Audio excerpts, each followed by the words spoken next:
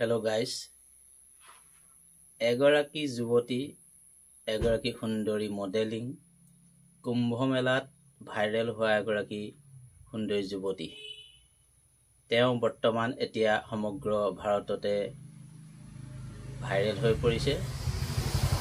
তেওঁ এতিয়া সুন্দৰকৈ ৰুটি বনাইছে, তেওঁ সুন্দৰকৈ নাচ গান কৰিছে, তেওঁ আৰু অন্যান্য বহুত কিবা কিবি কৰিছে।